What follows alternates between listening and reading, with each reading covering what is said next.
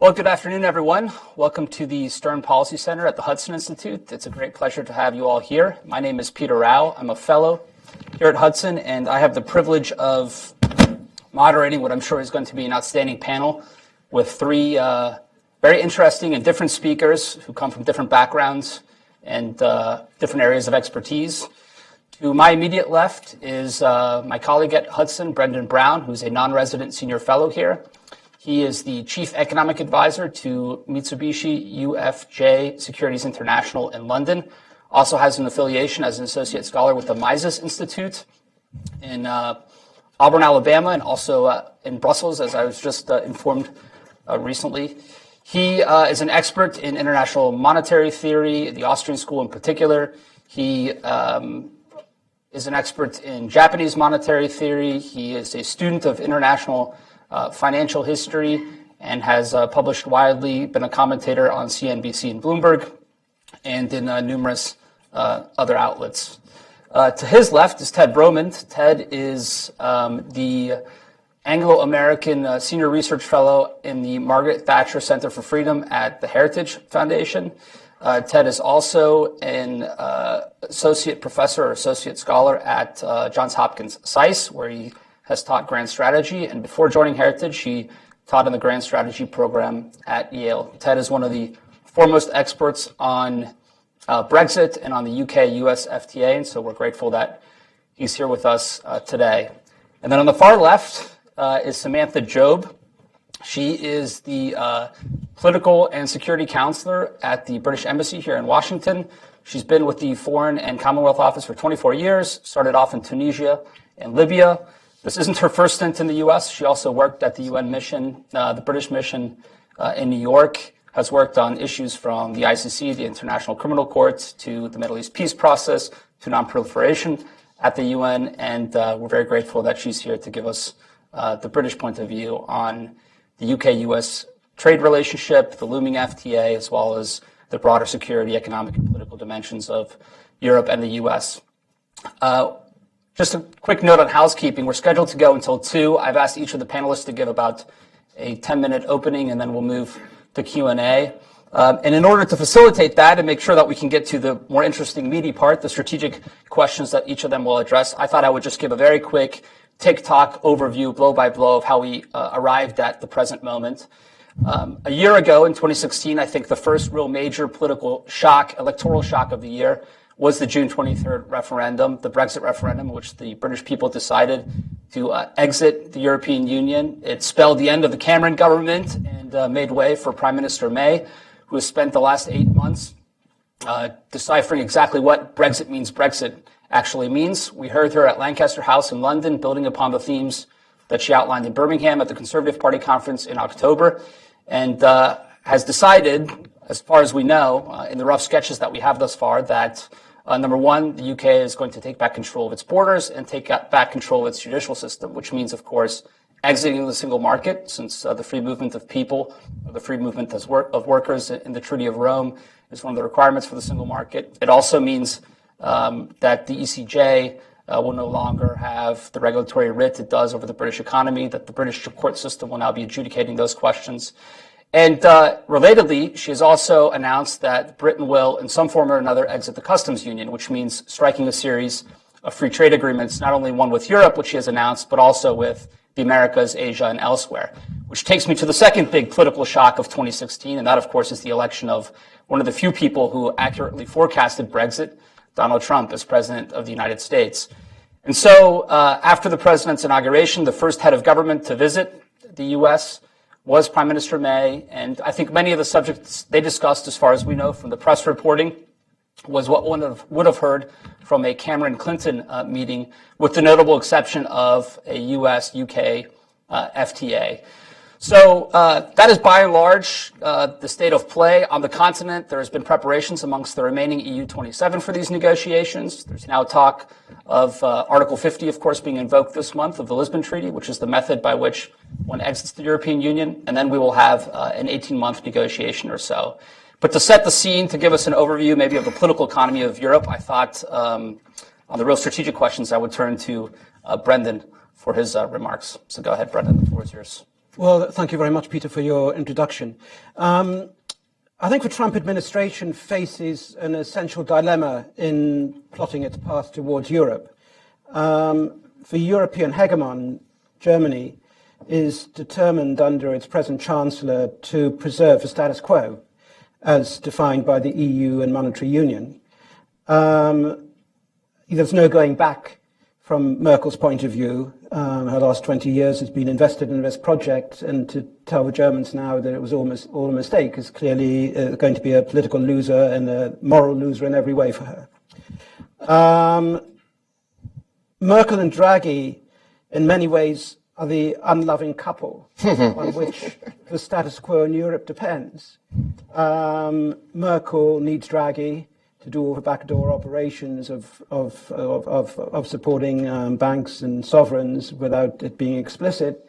And of course, Draghi needs Merkel because without German backing, European Monetary Union would collapse.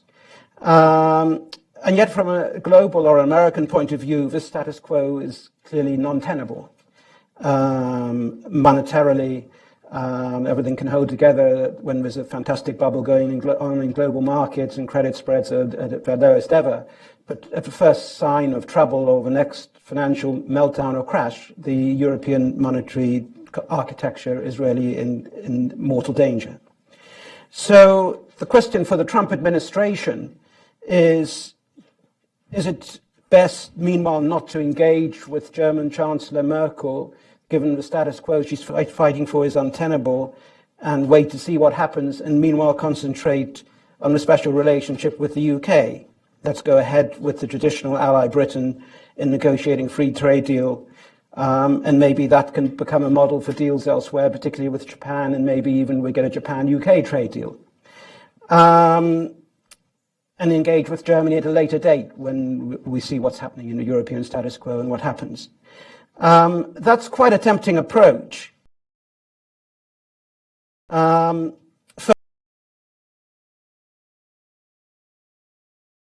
Bring a reinforcement of the status quo. It's not impossible, although it certainly wouldn't be my central scenario, that we see some sort of social democrat CDU coalition re-emerging and the status quo is sustained, although there's still the question as to what happens in the next financial crisis or meltdown.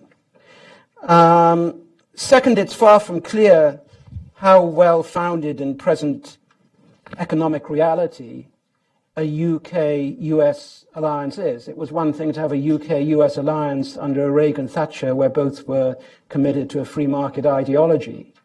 But it's not clear that we have a free market ideology being pursued in either country.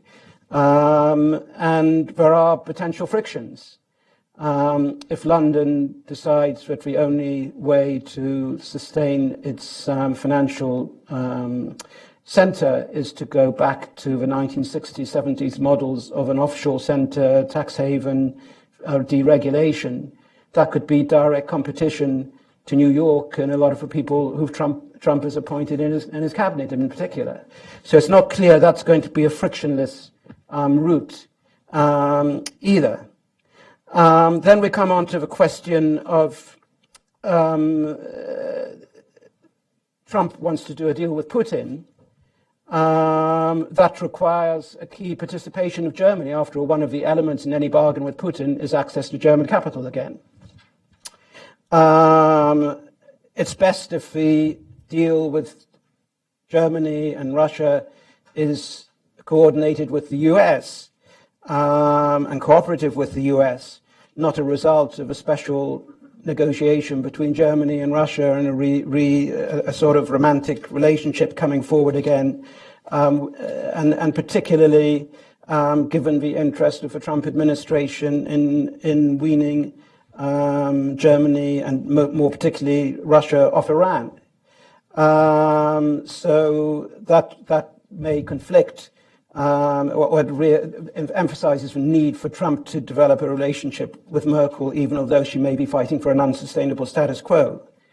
And then there's the contingency of what may go wrong with the euro. You know, we've been used to many, many years under the Obama administration where any crisis in the euro immediately brought the banner of this could be the next Lehman moment, and a lot of US pressure on Germany to do whatever was necessary to avoid a blow-up in Europe.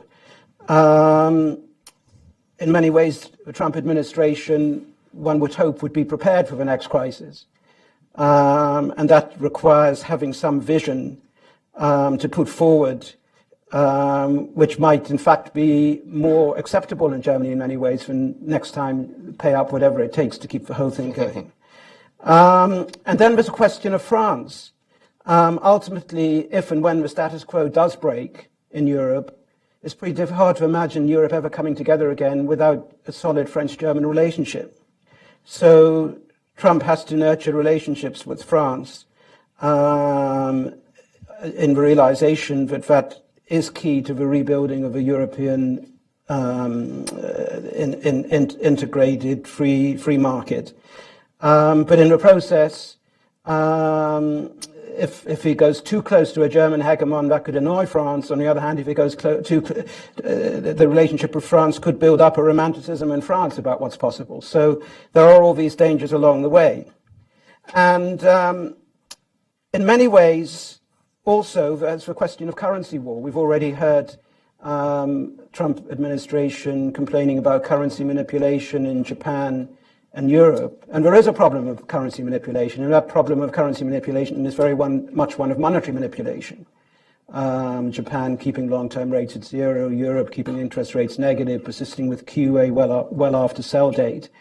And, of course, both Britain and Europe are in the same boat in that respect. They're both manipulating currencies by sustaining monetary policies which are way past the sell date of zero interest rates and QE. So that's another whole issue that has to be considered along the way. I think the best prospect is that whilst waiting and seeing what happens, that the Trump administration would come out itself with some sort of strategic vision as to the direction in which they would hope Europe and Britain would go, and put a lot of thought into that. And America, as the outside party here, has an opportunity to be honest about what's gone wrong. That's more difficult for the main protagonists or the main parties to any negotiation to admit. I mean, after all, in many ways, when we look back on the period since the collapse of the Berlin Wall, one can see quite clearly that there was the essential bargain between France and Germany to bring forward both monetary union quickly and East European integration quickly. Both went ahead in badly thought out ways, for which now Europe and European integration is paying the price. I would just like to say, finally, there's a comment recently by Neil Ferguson that after the American Revolutionary War, many people wrote Britain off as no longer being a great power. And yet, within a decade or so, Britain was leading the Industrial Revolution. And I think there's a more general point here. Why did that happen? How did that happen? And of course, you have to realize that the younger Pitt, who was a prime minister at that time, was a keen disciple and reader of Adam Smith. And he led the way towards free trade and what you would call today deregulation and against the big business interests and crony, whatever they were. I think if one's looking at Europe rebuilding, Britain rebuilding, and of course America rebuilding after a period of long economic decade of disappointment, it's hard to imagine that succeeding without that sort of ideology. At that point, I'm glad to hand over. Great, thank you very much. Ted? Thank you. Peter, thanks very much for the invitation. Really glad to take the opportunity to be here to talk about an issue that's very near and dear to my heart, and also to hear Brendan and Samantha's thoughts. Very much interested in both of those. I really agree almost completely with the way that Brendan phrased the nature of the problem. I would just say about the status quo issue that the most demanding possibility, the most demanding approach in a world of change is the policy of the status quo. Trying to keep a status quo while everything else around you is changing is a policy that is absolutely doomed sooner or later to disappointment. It's not that it will not work after a while, it's that it can't work.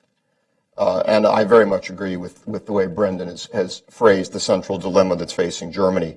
I would also add on the German front, before we plunge into Brexit, that I think the difficulties in U.S.-German relations are even broader than you suggest. Definitely on the currency side, the manipulation question, I'll yield the floor entirely to you on that. The euro question, definitely. One should also bear in mind, however, that Germany is absolutely central to a European pillar in NATO, and it's spending 1.2% of its GDP on defense. And many people, I suspect President Trump among them, blame Chancellor Merkel for the refugee crisis. So if you want to see a crisis in U.S.-European relations forthcoming, the nation that's likely to feel the brunt of American complaints in a great many directions is absolutely not the UK, and not even maybe the traditional American whipping boy of France. It's much more likely to be Germany. Because when you get from refugees to defense to finance, Germany is absolutely central to all of these questions. On the UK, let me try to put the question of a US-UK FTA, which I've been asked to address, in a little bit of a broader framework. The Cameron government did a lot of things on the international economic side that they don't think got as much recognition as they probably deserved. They came pretty close to having a very coherent international economic strategy in the context of EU membership, which makes it impossible for the UK to have an actually separate trade strategy. What do I mean by that? They launched an initiative to revitalize UK trading links with South America, the Canning Initiative. I think that was only modestly successful. They continued a previous Brown and Blair government effort at promoting Sharia-compliant finance in the City of London. Now, some people have raised some questions about this, but financially it's been reasonably successful. The government reached out to India and tried to rebuild that relationship. And the Cameron government was famous, or maybe I would say notorious, for trying to do deals with China.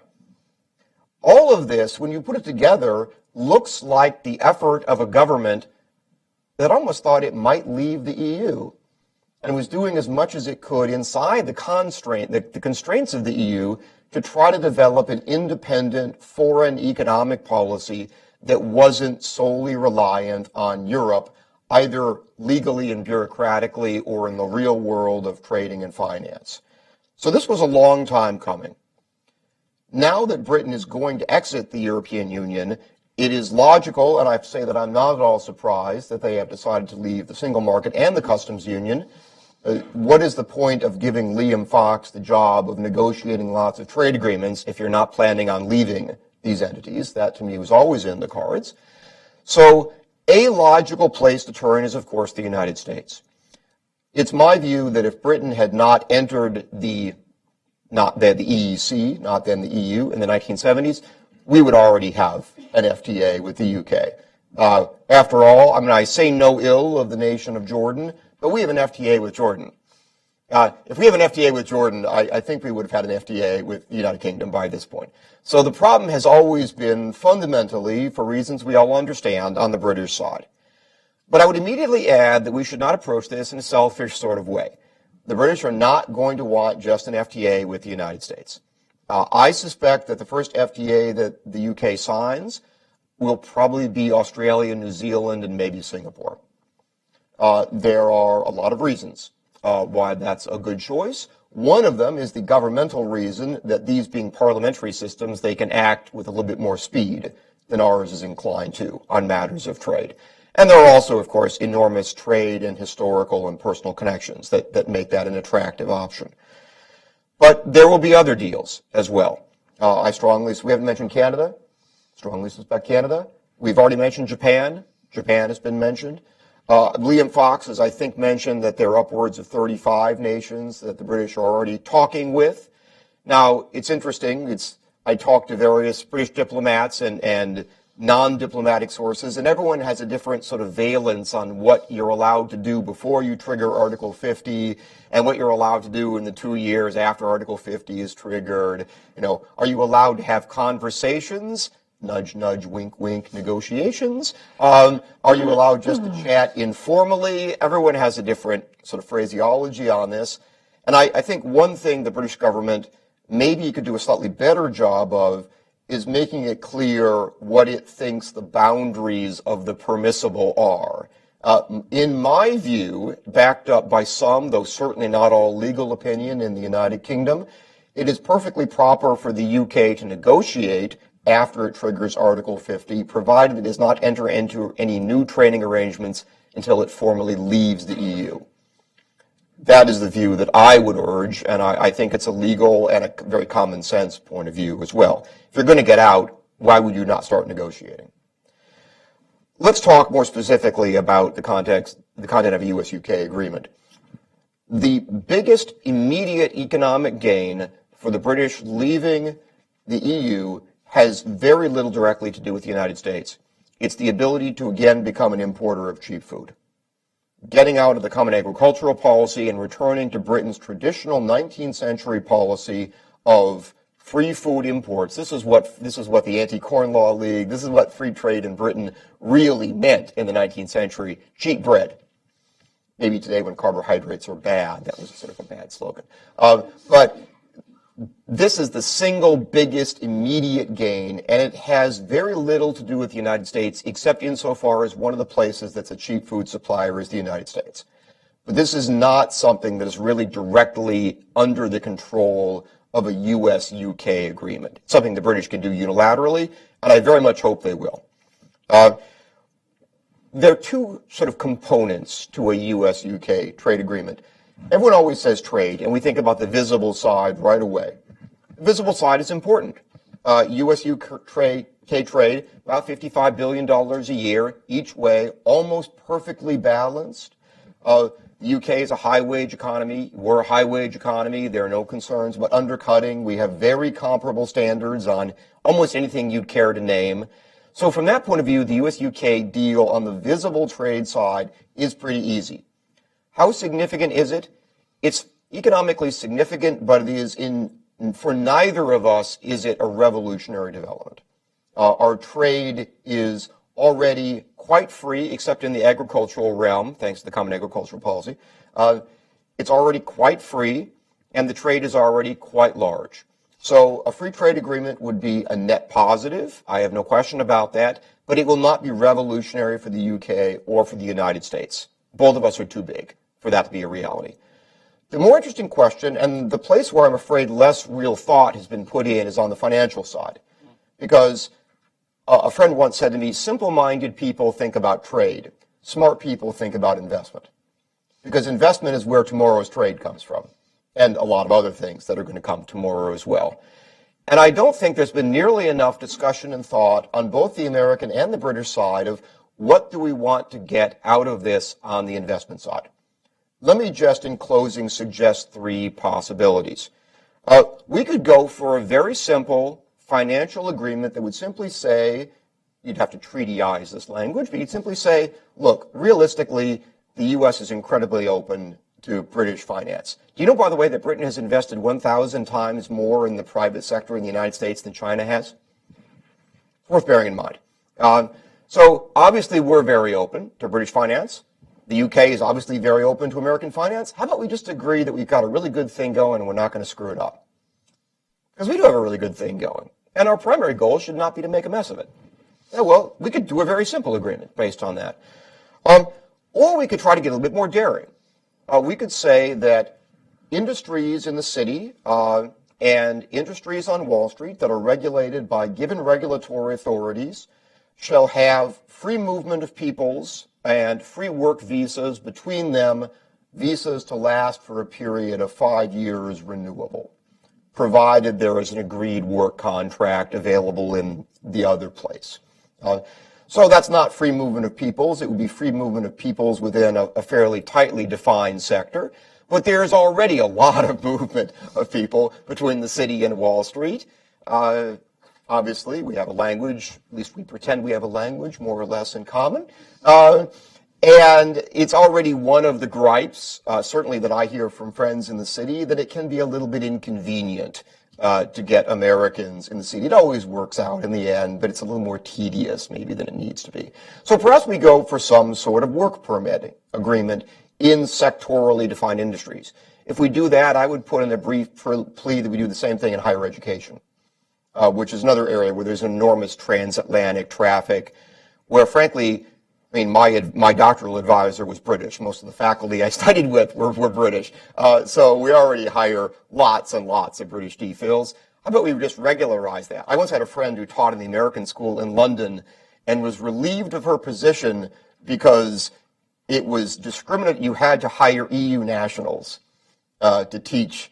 So she was replaced by someone from France in the American school in London. Maybe we could agree that that is a folly, and that in the education sector we should have a reasonably free movement of people as well. Or we could go for something even more daring.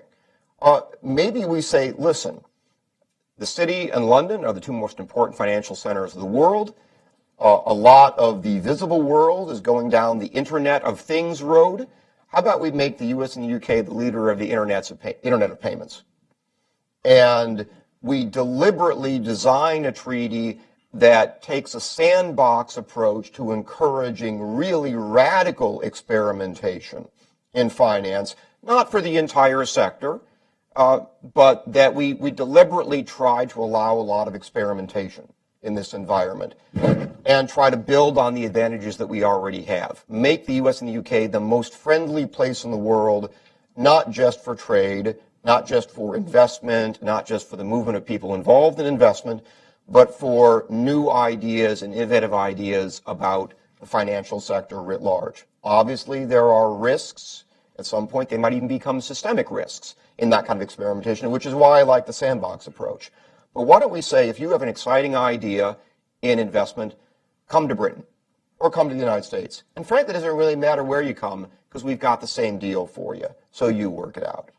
That's the most ambitious idea.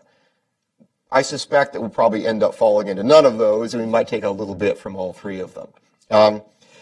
But I appreciate the possibility that Brendan has raised for city Wall Street frictions. We should avoid the easy delusion of people who talk and write about the special relationship, pretending that we've never had any difficulties or arguments. Suez springs to mind, just for an immediate start. A profound piece of American folly there. But there have been many other arguments and difficulties along the way. So special relationship is not code word for we always agree and we have exactly the same interests. That would be completely childish. What is, I hope, a word for is, by and large, we mostly find a way to get along for our mutual and general benefit better than any other people in the world. And I think we should continue doing that. The nation that I think in Europe that is going to have the not special relationship with the United States is absolutely not the United Kingdom. It's Germany. There, I think, is the central challenge for U.S. policy towards Europe. For U.S. relations with the U.K., I see a lot of attractive possibilities. I very much hope we take advantage of them. So it's just to quickly follow up on that. So it's essentially your strategic advice to table or altogether set aside nettlesome issues like the NHS and American company involvement for the purposes of speed and alacrity in getting this deal done? Let's be grown up about this. We all have our views about the NHS. Britain will at some point, or it will not, as it desires to, enact changes in the NHS. Let's not try to make part of the deal that the NHS has to prescribe American pharmaceuticals. Would that be a good thing on some abstract level? I have no doubt it would be. Would it be good for American companies? Yes, it would be. Is it liable to mess up the 90% of the good deal for the sake of 10% of the deal? Yes, it is. And by the way, it's not just the British who have sensitivities. We have sensitivities too.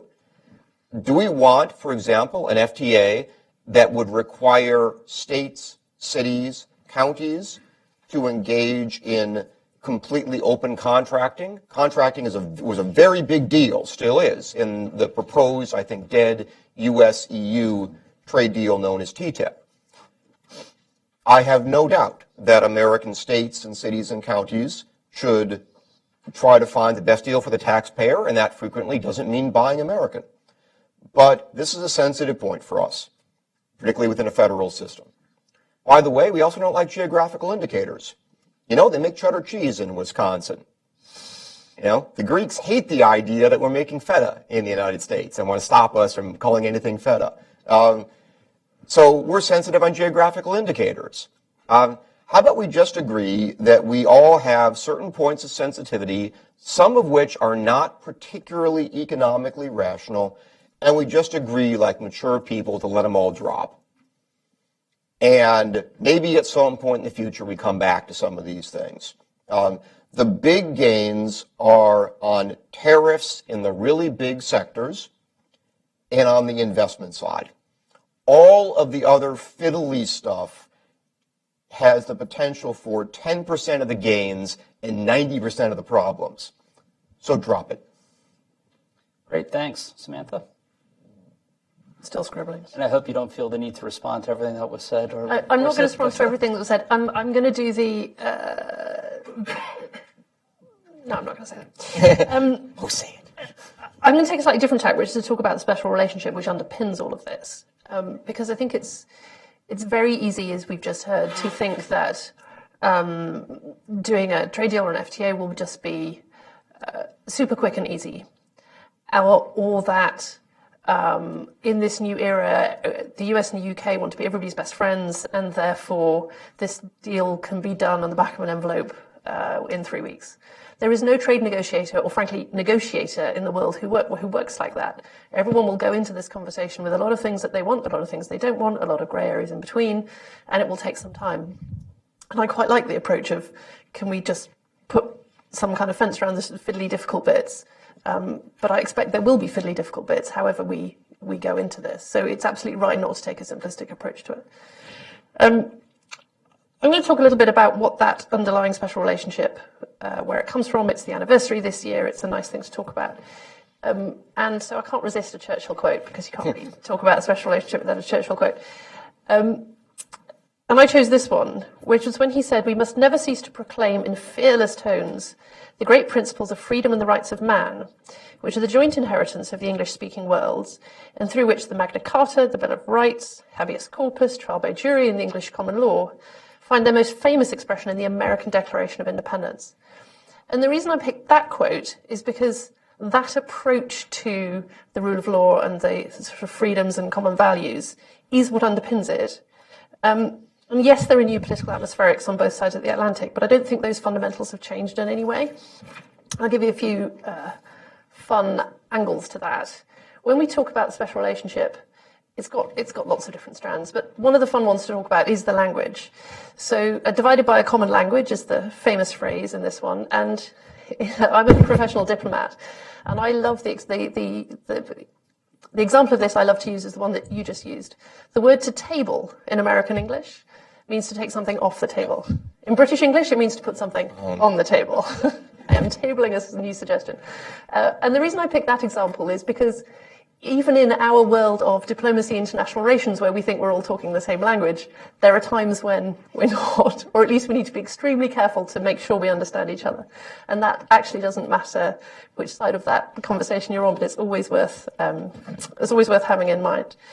So we do share language, we do share culture, whether it's films, whether it's movies, whether it's pop music. I've seen estimates that up to 23% of Americans have British ancestry. Obviously includes the president. The Queen has met 11 presidents. We have this fantastic asset, sort of continuity in the royal family. The knowledge that is there is simply extraordinary. And she's visited 14 states, which I'm not sure everyone would know. And I wanted to pick up this point about higher education. The integration of our absolute elite knowledge, science, research is extraordinary. Between the US and the UK, we have 7 of the top 10, and I think it's all but 4 of the top 20 ranked universities, according to the latest QS rankings internationally. We have about 50,000 Americans study in the UK. I don't know what figure is the other way, but I bet it's, pretty impressive. And we have 26 Nobel Prizes between us that are collaborations. And so when you look at this higher education area, this knowledge and skills and building what the future looks like to take up that theme, it's going to be something that we have traditionally worked on together, and we want to make sure that that's continuing to matter. And sometimes people talk about these sort of cultural links in a slightly dismissive way. Oh, that's soft diplomacy or soft relations. Actually, that's the day-to-day stuff. That's the stuff that underpins the goodwill that you take into any of these conversations that we're talking about. On the trade side, you know, it's a truism to say our economies are deeply linked, but you know, I'm not sure the level and the statistics are always fully understood. I'm sure people in this room do understand them, but the UK-US trade is more than 200 billion a year. You know, that's not something anyone is going to want to put into any kind of peril at this point. We have more than 1 million Americans in the US work for British companies. That's a figure we would want to have go up, not down, but it is a pretty impressive figure. America is the largest single destination for UK outward investment, as you just said, and I think the US is also the biggest single investor in the UK. So again, that investment relationship is something we're going to want to preserve and have flourish for the sake of both of our economies. It's important to be clear-eyed about what there are going to be some changes. The UK is going to leave the European Union, and that will obviously require US investors to look very carefully at what their relationship with the European Union is, where their staff are going to be for Europe. Are they going to be in London? Are they going to be in other parts of the UK? Are they going to invest in Europe in some kind of balancing way? But we're very clear that the fundamental reasons why people picked London in the first place to invest, many of them are not going to change. And partly that's the language, partly it's a really cool place to live, partly it's the flexible workforce, partly it's regulatory framework. You know, there are lots of things which haven't changed and won't change. And there are some that will, but there's not as simple as, oh, now everyone's going to have to leave London and go and work in Frankfurt. It's much more complex than that. My career, as you've heard a little bit of, is foreign policy and security policy. Special relationship obviously came out of the phrase came out for a particular security context. And I think this is a very interesting part of what the new relationship with the EU is going to be, what the relationship with the US is going to be. The UK-US cooperation in defence, in security and intelligence is simply without parallel in the world. So we have our troops train together, they equip together, we invest in each other's kit, we do exercises together, we deploy together. We have more than, I think it's 800 odd UK personnel stationed in the US across 34 of the 50 states. It's a really integrated sort of philosophy as well as sort of tactical approach. We share intelligence, we share technology that we don't share with anyone else. Obviously, we have a very close nuclear relationship. And the reason I pick that out is because this is not a binary conversation about the US or the EU, but whenever there is a new challenge or crisis emerging in the world, and I've seen a few, the instinct, like it's in our DNA to say, we face this with the US. What does the US think? What do we think? What can we offer? How shall we do this together? Who else shall we talk to? Is the second question.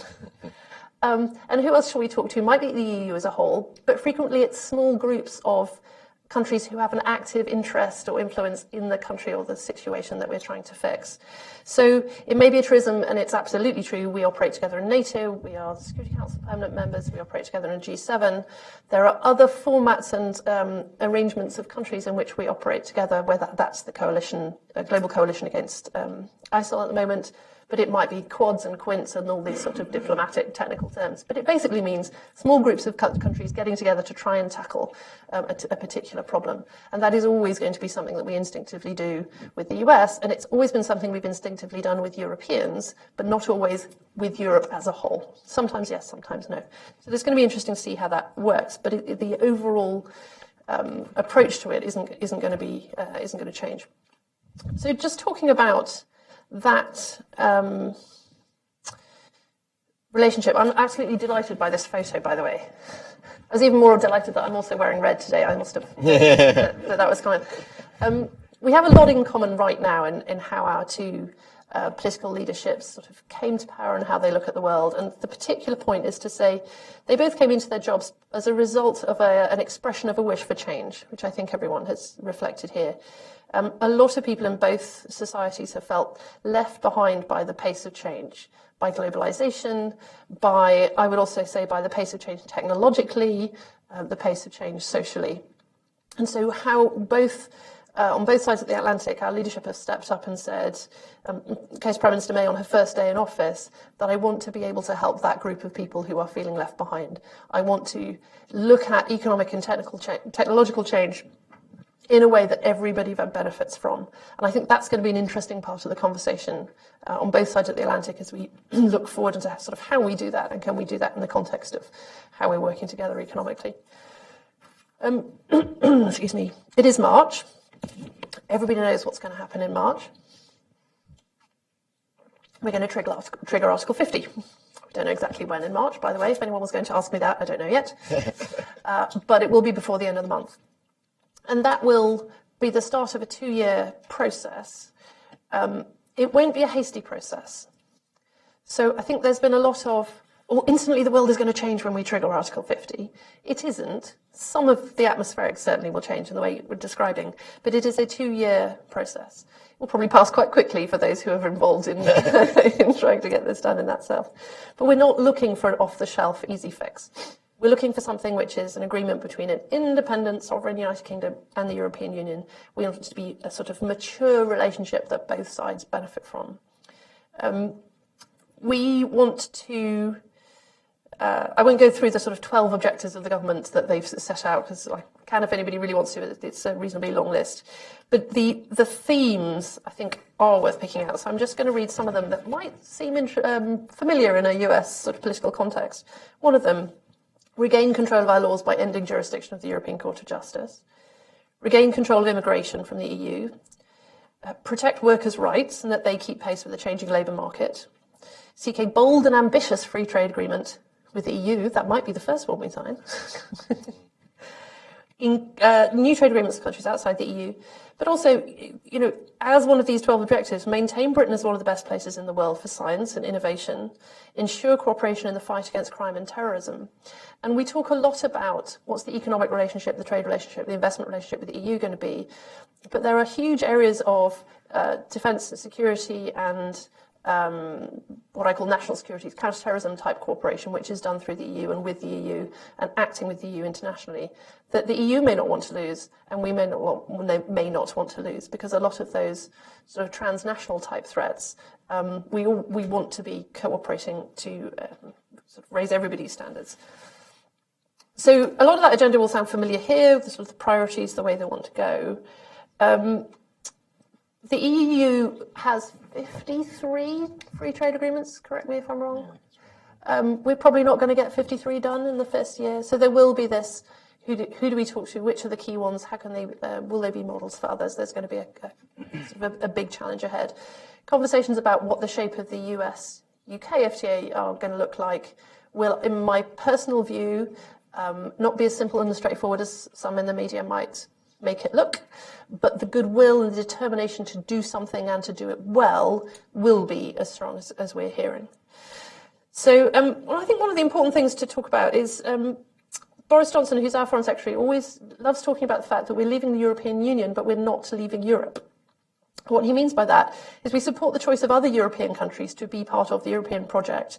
And we'll continue to work together on global security threats, but we're just pursuing a different path.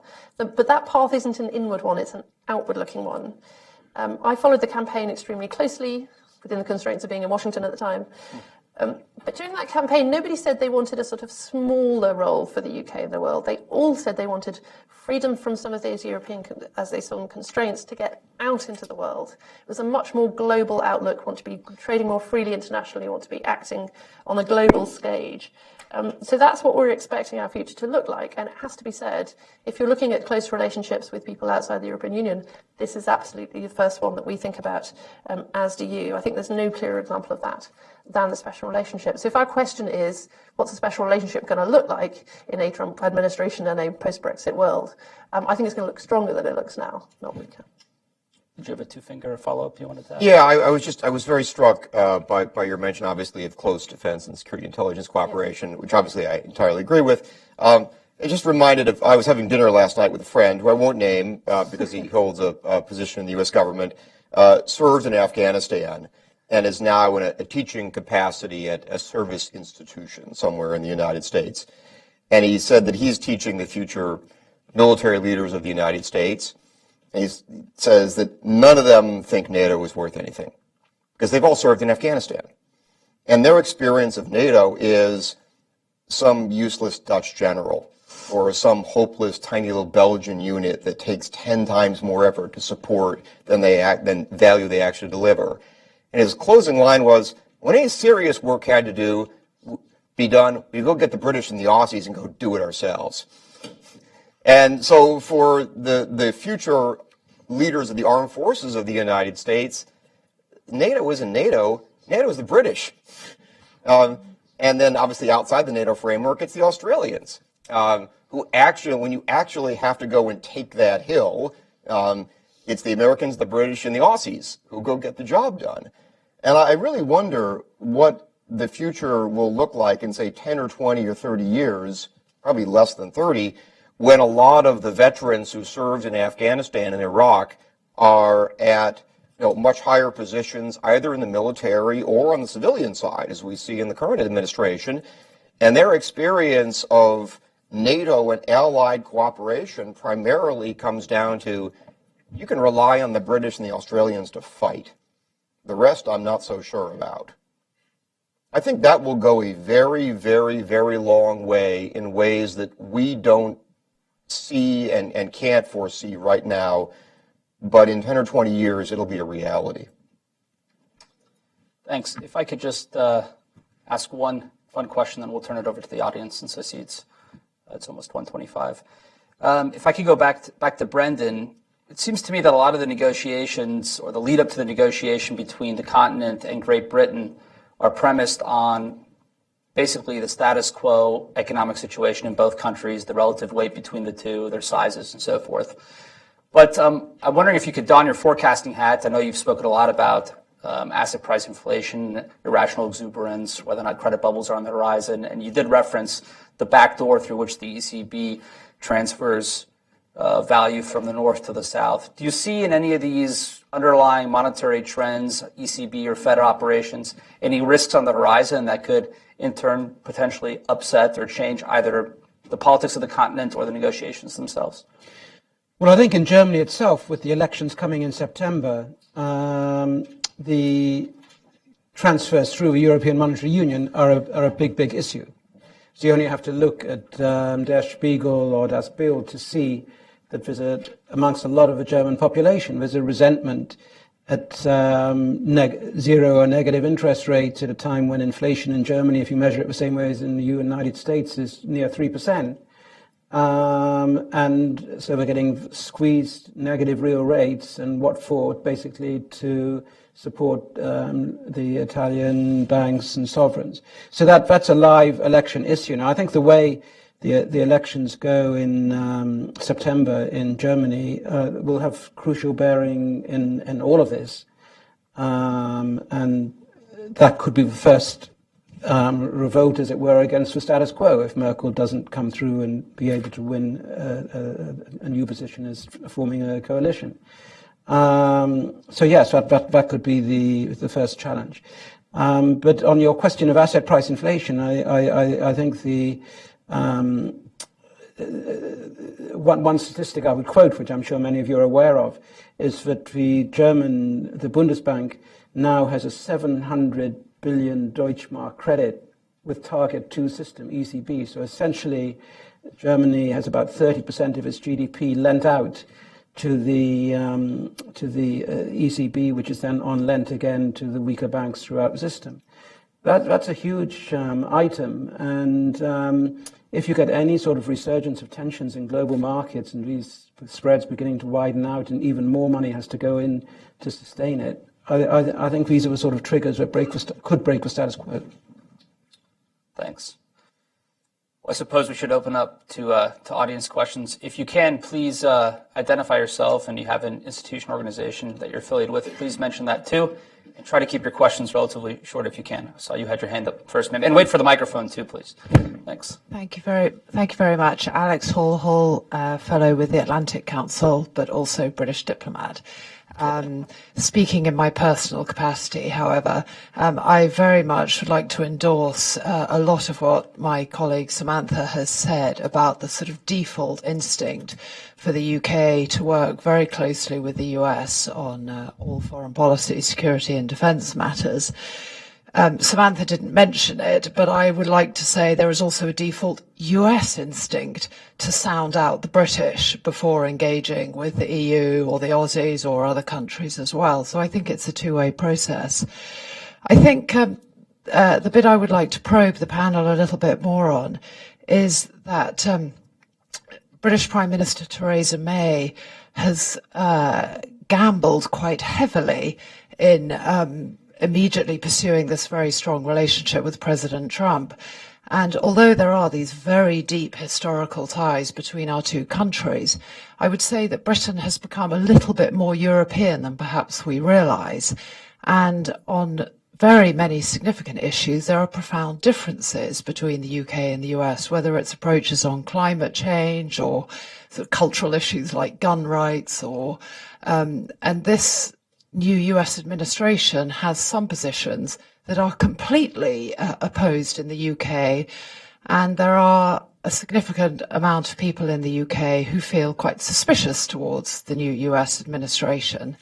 So I would say it's quite a gamble for the Prime Minister to pursue a very strong relationship with President Trump. And so the question I have is, and we saw this most visibly when the new travel ban legislation was signed on the evening of Prime Minister May's visit here, and she suffered some backlash back in the UK over it. So my question is, how long might it take for a new free trade agreement to be negotiated? And what if there's a different administration in the US at the time that negotiation comes to fruition, and that new US administration, a post-Trump administration, is more vested back in the wider European relationship again? Is there a risk that the UK has cut itself off from the EU, but then left itself mid-Atlantic with the US as well? Or do you think the ties can overcome that? Thank you. Ted, do you want to tackle that? Yeah. It's very interesting. I mean, I take your point about that it's also the U.S. instinct to look at the UK. This really struck me when Parliament voted on Britain's abortive Syria intervention. That, you get these alerts on your phone. The alert that popped up was, British Parliament votes against. I promise you don't get those kind of alerts when, Germany or France or Italy votes. You only get those alerts when the House of Commons votes. And, a bit of a market signal about who do Americans really care about. It's the British primarily. It's also interesting if you take a look at Pew's long-run polling on this. The nation America likes the best, I think this is a sign of America's sort of inherent good sense, is, of course, Canada, which always comes first. 89% of Americans like Canada. I don't know what the other 11 think. It must be crazy. But only a little bit below that, and only about 85% is the UK. Very stable. The third is usually Japan. If it's not Japan, it's probably Germany. But it's quite a little ways down. So I very much agree. There is this connection. It goes the other way as well. A future administration. Let's take that first. My view is that if Hillary Clinton had won the presidency, there would still be a US-UK FTA, because the UK is going to leave the European Union, and unless we are totally bereft of our senses, we are going to want to do a trade deal with Britain. And I think that Secretary Clinton would have felt the pressures to do that, and I don't think that she is in any meaningful sense anti-British, would have felt exactly the same pressures from maybe a slightly different set of supporters, maybe a little bit more Wall Street oriented, but would have felt very similar pressures to do a deal that would probably look fairly similar at the end of the day. So I hope it doesn't take 3.5 years. I hope it's quicker than that. But if it's not, and if the next administration is Democratic or Republican, I think the forces of reality are strong enough that this is something that simply any administration that is not certifiably insane is going to want to pursue. That being said, I think we should do everything we possibly can to break out of the old trade negotiation framework, because trade negotiators like to negotiate. That's where they get their jobs from. But if one looks at the Doha round and TPP and TTIP, we're beginning to get a bit of a track record here that trade negotiators who spend 10 or 15 years plugging away at, the all singing, all dancing, 24-hour drink service trade agreement, at the end of the day, the thing is so complicated and so unpopular, it doesn't actually get ratified. So just a suggestion to these guys, maybe you're doing it wrong, right? Maybe we should try getting the low-hanging fruit, which, by the way, is 60 to 70% of the value. It's not 10%. Maybe we should just try to get the low-hanging fruit and get these guys out of a job as fast as possible, and they can go negotiate something else. Don't try to get the perfect deal in 10 years. Get a pretty good deal fast. My personal goal, I suspect I will be disappointed in this, my personal goal would be to have a US-UK FTA signed the day after Britain leaves the European Union. And I would sacrifice almost anything to get that done. I would accept 50% of the conceivable value of a perfect agreement to have it done fast. And then we talk about the rest later on. Big deal. Could I actually follow up real quick with Samantha on a somewhat related question on the future of the UK and Europe? Since you are an expert on security questions, what do you think the British-European security relationship will look like now that Britain will be outside of the common foreign security policy? And in the past, as I mentioned to you earlier before the event started, I've always considered Britain as something of a bridge or an axis or a hinge point between NATO and the European Union, between the United States and the Europeans. How do you think that relationship will look like going forward? Just on the trade deal very quickly, I agree absolutely. Whatever administration we would have here or there would be negotiating trade deal now. I also think the parameters of the trade deal are driven by a combination of national interest and the wish to get it done. And your US national interest isn't going to change that much with a change in these fields, these sort of interest groups. I think one of the interesting things about the negotiation with the European Union is going to be, I think there are two things. One is the fact that on the other side of the table there are 27 member states. And those 27 member states don't all agree with each other on everything, and certainly not on what they want the UK's contribution or relationship with the European Union to be. Some of them are extremely close to us on sort of security issues and have seen that as a net benefit that we bring to the Union. I think most people would actually agree with that. So there will be an internal debate amongst the 27 on a range of different issues about what should the relationship with the UK be, but I would imagine the security one will be one of those, where some countries will say, well, we should try and keep the UK contributing in this way, and therefore it is worth paying something else out to get that.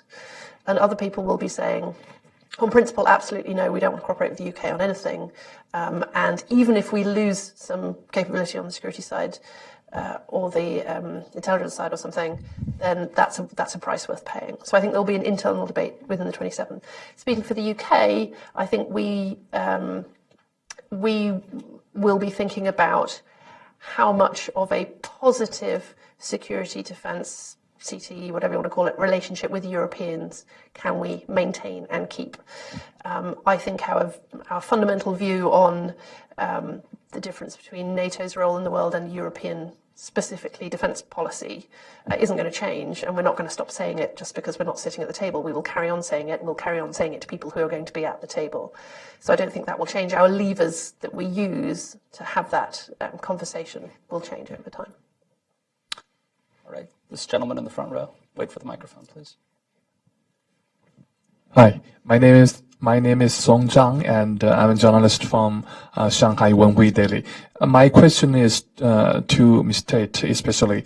I talked with you about this future of TTIP, and you said EU is not ready for TTIP at this moment. I wanted to know the attitude of Mr. Trump to TTIP, and if he doesn't like TTIP, what might be his approach of trade affairs with European unions? Will he try to sign more FTAs with France, Germany, and other countries? Thank you very much. When you finish that, perhaps, Brendan, you could also address, just because I know you're active in this area, what the Japanese role might be with the UK and these sort of trading configurations that people are considering. Go ahead, Ted. Well, first of all, it's impossible for any foreign nation currently to sign a trade deal with France or Germany. They'll have to go through the European Union. So that the individual European nation approach is not a starter at the current time. It's been a few minutes since I've talked to President Trump, so I have no inside knowledge whatsoever on what the president is thinking on TTIP, except the obvious observation that he's made it perfectly clear his administration does not like multilateral trade deals. The end of TPP, which, by the way, I think is a serious and unforced American error, indicates that quite clearly. That being said, as I've stated in a number of other public fora, President Trump is not the murderer of TTIP. President Trump is the coroner of TTIP. That thing was dead already. And it's dead primarily because 70% of the German people don't want it. And pretty close to 70% of the French people don't want it. And upwards of 70% of the Austrians don't want it. And I'm not sure about the rest, but the Danes want it. And, I think very highly of Denmark, but that's just not enough to get the job done. And unfortunately, a series of extremely destructive myths have been deliberately propagated about the possibility of a U.S.-EU deal, most of them centering around an amazingly obscure set of arbitration provisions on which I have been guilty of writing several papers, so I've probably contributed to the fog. But it is astonishing how unpopular this has become. In the broader sense, though, I think it's a symptom of what I mentioned earlier, that these really big, super all-encompassing trade deals have run their day. That may be a good thing, it may be a bad thing, it may be positive, it may be regrettable, it could be a bit of all of those. But I accept it as a fact, that the era of the really super big trade deal is done for the time being. And therefore, since I believe very sincerely in free trade, that it is time for us to do the best bilateral deals we possibly can. And we better make them simple, and they better be easy enough so that anyone can look at them and read them and understand them. Is that too bad? Perhaps it is. But the alternative to taking that point of view is saying we're going to keep on bullying ahead with things that are rejected by about 70% of the European people, which aren't super popular in the United States either. And I really don't think that's a wise course of action. Yeah, on Japan-UK, it's an obvious deal to do, and one which doesn't have the handicap of a UK agricultural sector which would conflict with Japanese farmers.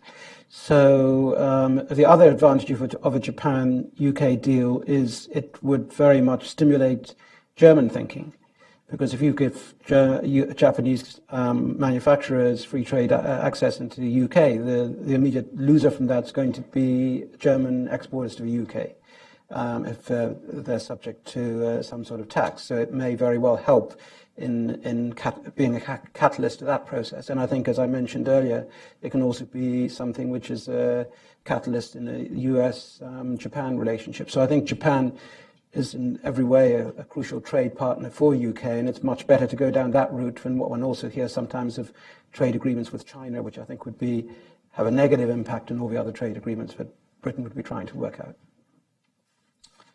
That's the lady in the back left. Thank you. My name is Jori Keijsper from the Netherlands Embassy here in DC. I have a question about the foreign trade agreements, the FTA, the free trade agreements, I'm sorry. I was missing in the story of Mr. Bromund, but maybe also Mr. Brown and Ms. Job would like to chime in.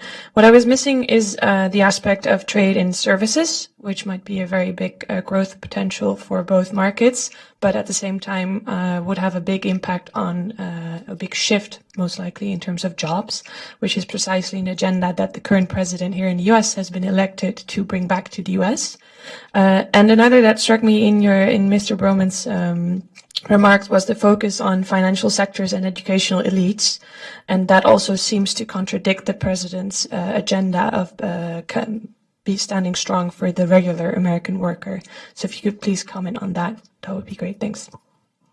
Well, it's not just elites who go to college anymore. But, broadly speaking, I do take your point. Let me take them in order. Services.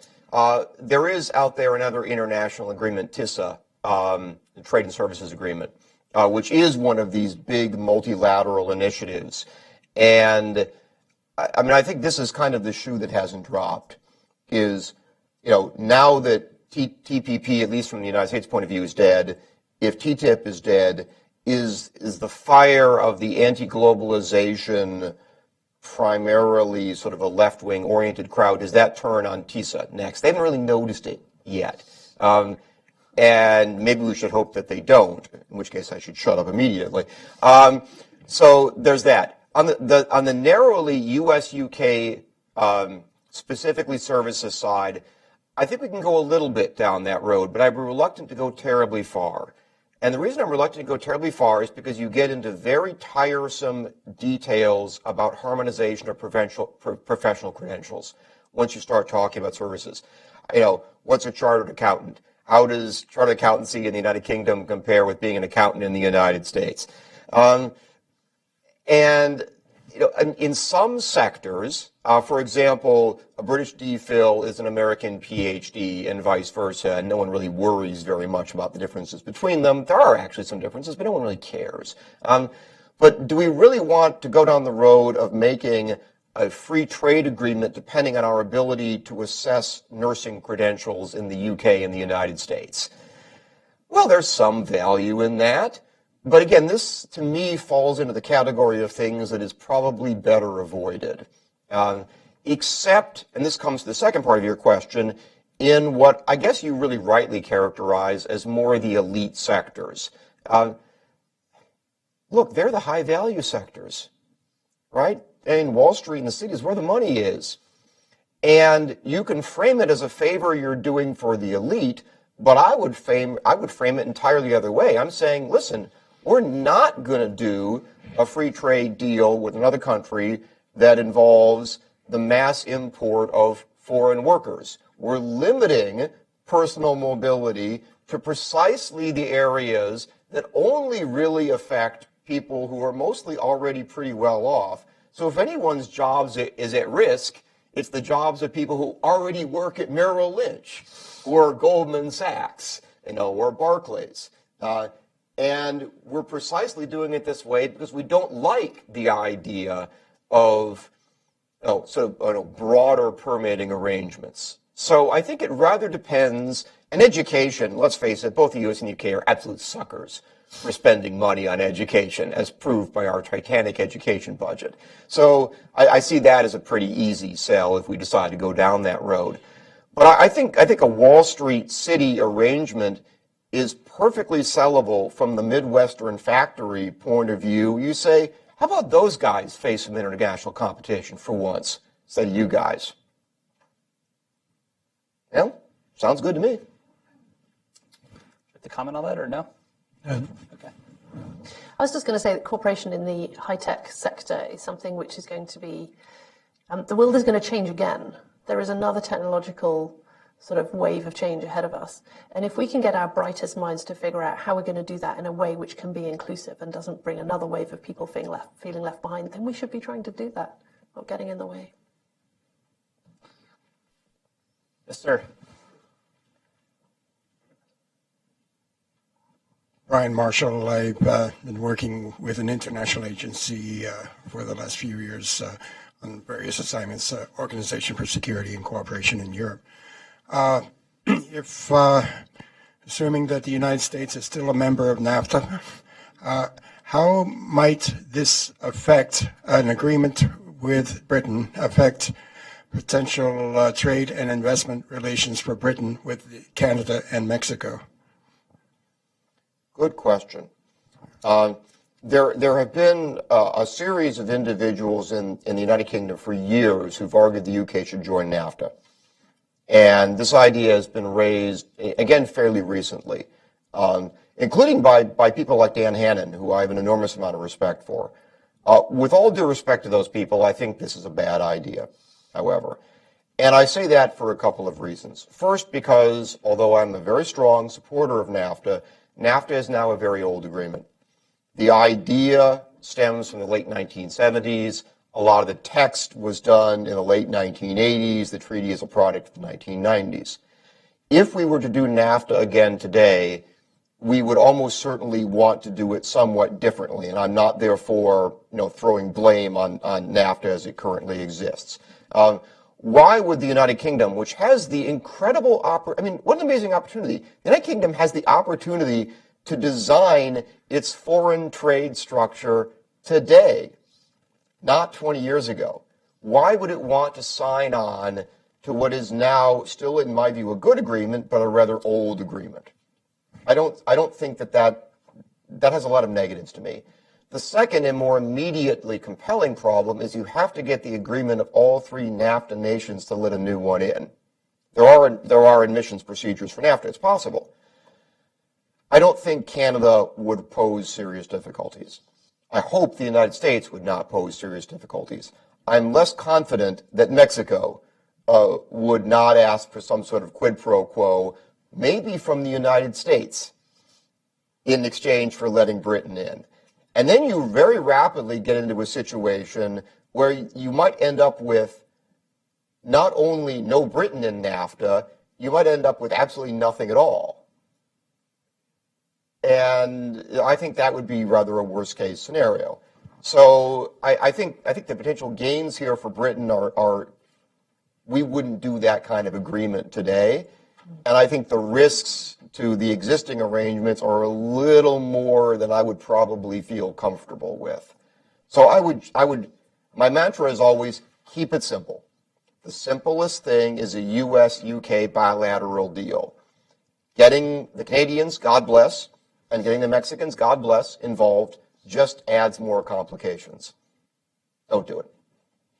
Related to trade, maybe Samantha, you could address this.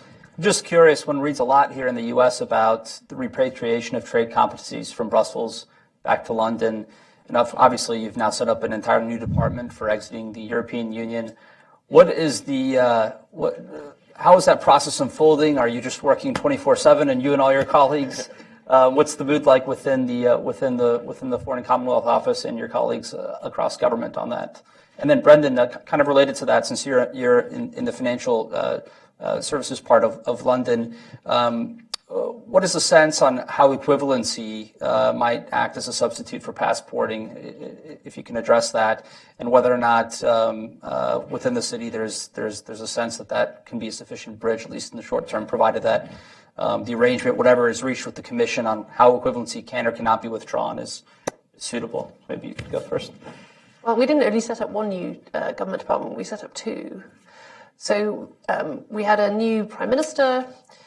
There was a point last summer where I was having conversations with people in DC, and they were terribly worried. There's political instability in London. What's going to happen? We don't like not knowing. To which I quite clearly remember saying, we'll have this all sorted out long before you do. And sure enough, within 2 weeks, we had a government and a Prime Minister and new government departments. It does take a bit of time for those things to settle down, for people to work out what the relative kind of spheres of influence of the different departments are going to be, and that took a little bit of time, late summers and into the autumn. That's pretty much settled down now. And I think there's a real sense, and you're seeing it with the debates in Parliament even right now, everyone knows what the direction of travel is. Everyone is behind. There's nobody standing up in Parliament and saying, we want to roll back the referendum result. I mean, there'll be one or two. But there's a very clear sense of this is going to happen, and we're going to pull together, and now it's about how, and it's about when, and it's about what the parameters, and it's about which free trade deals do we do first. So I think the mood is a very sort of forward-looking kind of roll our sleeves up kind of mood. I think it's easy to say, oh, the UK hasn't done a trade deal in 40 years. It's true, but it isn't true that we've never done any been involved in any trade conversations. We've been in the European conversations in which those happen, and we have done a hell of a lot of negotiating, not about trade, in that time. So I don't think this sort of vision of, the UK will have no clue how to negotiate doesn't ring true with me at all. I think there's this is how this kind of negotiation works. Okay, where can we pull in our trade experience and how can we put all this together? But I think that will happen very quickly. I mean, on this question of equivalence and passporting, I mean, my fear with any sort of negotiations on equivalence is they become used by the EU side to restrict the ability of London to develop as an offshore, low regulation, low tax centre. So it might handicap that whole process. And in the way global trade and services is going, and especially if one has deregulation on Wall Street, it wouldn't be in London's interest to get caught into that particular trap. Mr. My name is Mark. I'm with a foreign policy journal called Providence, and my question is on how will a whole multitude overlapping bilateral free trade agreements affect businesses in Britain, and whether or not they would, what difficulties will they face if they have to adhere to several? Is there a risk that there's a trade deal on paper that the businesses there, especially small and medium ones, won't actually be able to adhere to? I'll take a crack at that one. Most UK economic activity, like most economic activity in any country, is about people in England or Scotland, or Northern Ireland or Wales, selling things to people who also live in England, Scotland, Northern Ireland, or Wales. As the overwhelming share of their economic activity is domestic, just as the overwhelming share of American economic activity is American selling to Americans. So we should. I mean, I fully recognize the importance of international trade and finance and indeed services, but we should always bear in mind that, as Gladstone once put it, the strength of England lies in England. It's not mostly about foreign trade. That said, there is a good theoretical case to be made, and some scholars have made it, against the idea of having lots of overlapping bilateral or maybe small n number of trade deals. It gets confusing. I don't approach that world because that is the world that I prefer in the abstract sense. I approach it because I think it's the most that can be done at the given time, practically, politically, to advance free trade. Even that being said, it's not all that difficult because businesses do not sell into some sort of generic foreign market. They sell to a very particular country and a very particular customer within that country, and they have to know the customer and the market they're selling into, or else they're not going to get the contract. And part of that, of course, is knowing the overall terms of trade that are agreed between the two nations that are over the top of it all. So, and I agree with the theoretical case that maybe you're presenting, but practically speaking, I think this is a deburdening certainly on the tariff and quota side, and it's a modest deburdening depending on what we do on the regulation side. So on the whole, it's a net positive. I'm the first to say that a US-UK FTA is not economically revolutionary for the US or the UK. That is an exaggeration. It is a good thing. It's a good thing economically, and it's a good thing politically because it shows that the two most important liberal economies in the world are committed to free trade with each other. And that's a very powerful political and economic signal. But this is not something that, considered from the narrow economic point of view, would make or break the US or the UK. So the concern you pose is a real one, but I think it needs to be considered on balance, and on balance, it is not very large. Either of you want to comment on that? And will apply on both sides of the Atlantic. If the Trump administration approach is to have a series of trade deals with all the different members of TPP and us, and I don't want to go into NAFTA, but it's not going to be a disadvantage of one market over the other. It's going to be down to, as you say, the individual companies who know where they're selling or marketing into at any given time. Yeah. Yes, sir. Last question. Yeah. I'll wait for the microphone, if you will. I can skip the mic. No. Oh, we need it for the... Yeah, thanks. My name is Gerald Heng. I have been a Londoner. To understand this concept of the British leaving the European Union, you got to understand why it was in the first place. I've been speaking to common folks in East End and West End London, and they tell me, hey mate, don't you know who won the war? Who won the Second World War? I say, I don't know. They say, oh, I heard it was the Soviet Germany. Union myself. Germany. Then the British Prime Minister, Ted took the British into the common market. They never call it European Union, by the way. They call it the common market. They're talking about trade. They're talking about economic progress. And when Ted took the thing in, it was heavily debated in Parliament, and he carried the House of Commons. And he's only a Tory Conservative Prime Minister. And up to today, I have got people from the British Commonwealth, the former British Empire dependencies. They tell me, what has got on to this British? Have they forgotten how great they were when they were building this country and building this empire? Is it because of the fog around there that stopped them seeing beyond the borders? So when I got all this, I begin to feel that the concept of leaving the European Union is fatally flawed, because economically Britain is not doing well now. And at the same time, don't forget that there are only 36% of all eligible voters in England and Scotland and all this. All right. Do you want to just summarize on a question real quick? Yeah, my question is very simple. You have got the biggest market in Europe. Why do you leave it? And Europe is related to other markets, and you can go into that.